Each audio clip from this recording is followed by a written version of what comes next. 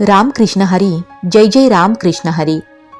मित्रांनो, आज आपण हिंदू धर्मातील अत्यंत पवित्र आणि महत्त्वाच्या दिवसाविषयी जाणून घेणार आहोत. आणि तो दिवस म्हणजे देवशयनी आषाढी एकादशी.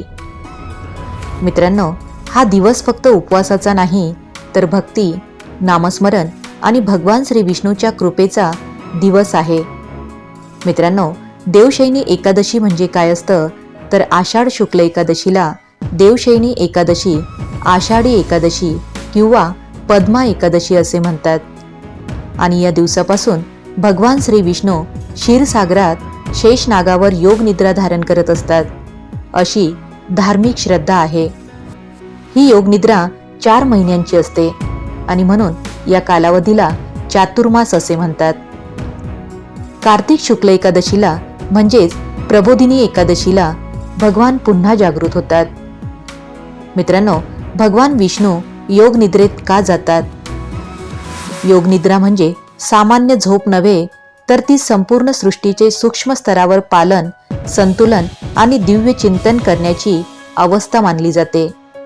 या काळात ऋषी, संत आणि भक्त अधिक जप, तप, व्रत, दान आणि साधना करतात.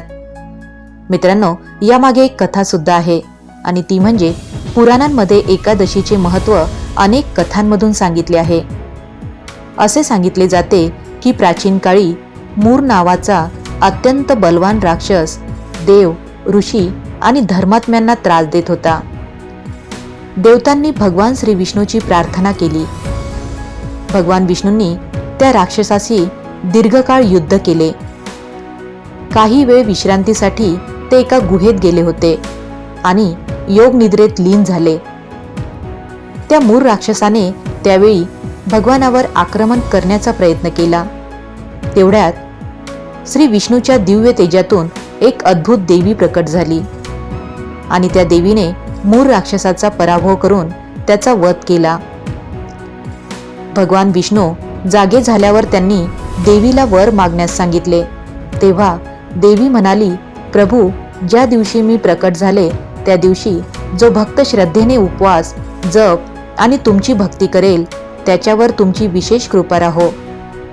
मित्रांनो, भगवान विष्णूंनी तथास्तु म्हटले आणि तो दिवस म्हणजे एकादशी म्हणून प्रसिद्ध झाला.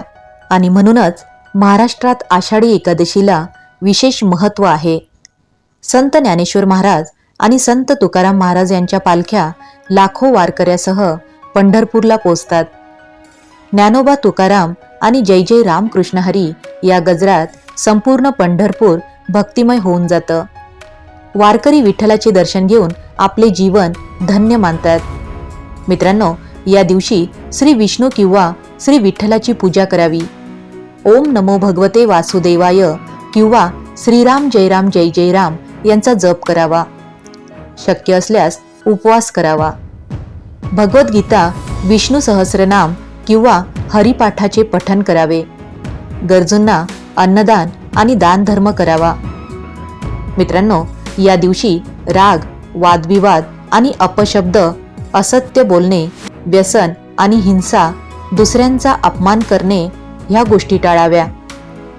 मित्रांनो, देवशयनी एकादशी आपल्याला शिकवत असते की मन शांत करून देवाचे स्मरण करणे हेच खरे सुख आहे. 4 महिन्याचा चातुर्मास हा आत्मपरीक्षण, चांगले विचार, सत्कर्म आणि भक्तीचा काळ आहे. जो भक्त श्रद्धेने या दिवशी भगवान विष्णू आणि श्री विठ्ठलाचे स्मरण करतो त्याच्या जीवनात आध्यात्मिक उन्नती, मनशांती आणि ईश्वर कृपेचा अनुभव येतो, अशी त्यामागे श्रद्धा आहे. तर चला, आपणही या पवित्र दिवशी मनापासून नामस्मरण करूया आणि म्हणूया, जय जय राम कृष्ण हरी.